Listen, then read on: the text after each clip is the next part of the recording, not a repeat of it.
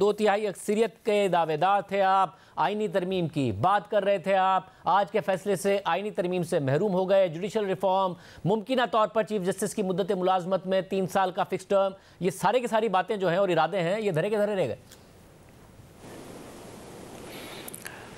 देखें, इसमें जो फैसला सुप्रीम कोर्ट से आया है वो इंटरम डिसीजन है। अभी उसका जो है वो हतमी फ़ैसला होना है जो कि आने वाले दिनों में हो जाएगा।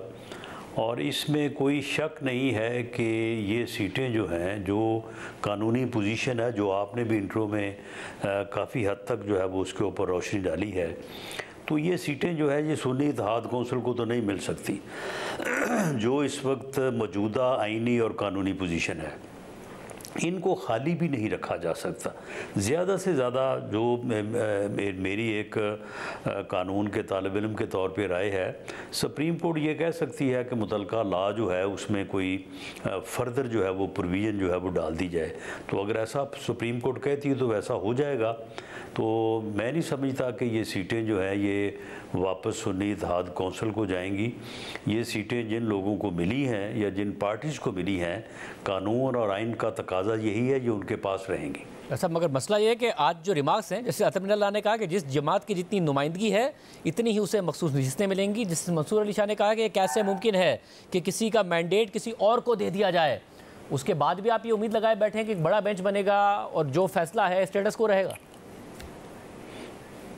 देखिए, मैंडेट से मुराद यही है ना कि जिस पार्टी की जो जितनी पार्लियामेंट के अंदर नुमाइंदगी है या उनके मेंबर्स हैं और उस तनासब से जितनी उनकी सीटें बनती हैं तो उसी तनासब से जो है वो उनको मिलेंगी। इस आइनी पोजीशन और कानूनी पोजीशन जो है उसमें जो इंडिपेंडेंट कैंडिडेट्स हैं, यानी इस कानून का या आइन के इस आर्टिकल का बुनियादी तौर पे मकसद ये है कि उन पार्टीज़ को बेनिफिट किया जाए जिन पार्टीज़ ने जो है वो इलेक्शन में हिस्सा लिया है। और इसमें इंडिपेंडेंट्स को निकाल दिया गया है और वो इंडिपेंडेंट जो हैं वो इसमें अपना वज़न नहीं रखते। तो जो पार्टीज़ वज़न रखती हैं या जिनका हक बनता है उसमें जो भी तनासब हो, वो तनासब 2 सीटों के अगेंस्ट एक सीट हो या 3 के अगेंस्ट एक सीट हो, वो उनको मिलेगा। ये वो टेक्निकल बात है जिस पर इलेक्शन कमीशन ने फैसला दिया। पेशावर हाई कोर्ट ने उस फैसले को बरकरार रखा, मगर इस टेक्निकल आर्ग्यूमेंट को आज रिमार्क्स की हद तक हमें नजर आया और उसके बाद फैसले में भी जो एक उबूरी हुक्मनामा आया है कि सुप्रीम कोर्ट ने रिजेक्ट किया है। वो कह रहे हैं कि जिसका वोट मिला है, आइन का जो स्प्रिट है उसके मुताबिक बात होनी चाहिए। अब ये कैसे हो सकता है कि JUI को खैबर पख्तूनख्वा में 7 नशिस्तें मिली हैं और उसे मखसूस नशिस्तें 10 मिल गई, पीपल्स पार्टी ने 4 जीती हैं, उसे मखसूस नशिस्तें 6 मिल गई, नून लीग ने 5 जीती हैं, उन्हें मखसूस नशिस्तें 8 मिल गई।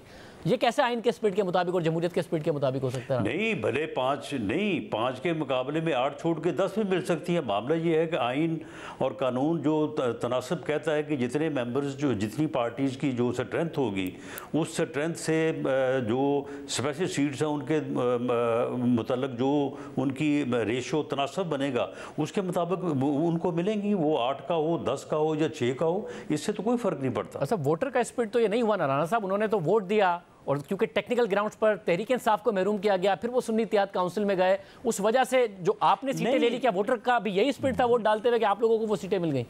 नहीं, यही तो खानज़ादा साहब बात ये है कि आप इस बात को जो है वो थोड़ा जो है वो टेक्निकल और लीगल टर्म में नहीं देख रहे।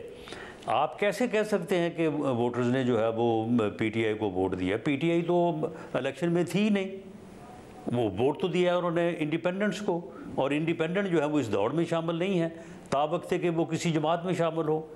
और ये इंडिपेंडेंट जो है वो ऐसी जमात में शामिल हो गए हैं जो जमात जो है वो इस आइनी और कानूनी दौड़ से बाहर है। अगर तहरीक इंसाफ का जो है इसके ऊपर इनको प्रीमियम तो नहीं दिया जा सकता। अगर तहरीक इंसाफ का नाम साथ ना होता तो आपको लगता है गौर खान, शेर अफजल मरवत, सलमान अकरम राजा, लतीफ़ खोसा और दीगर जितने भी अराकीन हैं ये आज़ाद जीत जाते?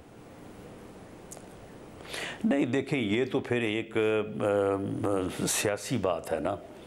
अब अगर आप कानून और आइन की जो इस वक्त पोजीशन है उसके ऊपर अगर in accordance with law and constitution देखें तो वो बात तो फिर जो है ना वो PTI के कैंडिडेट नहीं हैं। उनके पास PTI कोई किसी सियासी जमात का निशान नहीं था। They all were independent. उसके बाद उन्होंने अगर कोई पार्टी ज्वाइन करनी थी पार्टी ज्वाइन करते। उन्होंने एक ऐसी पार्टी ज्वाइन की है जो इस दौड़ से बाहर है, तो इस गलती का जो है वो खमियाजा उन्होंने भुगतना है या किसी और ने भुगतना है।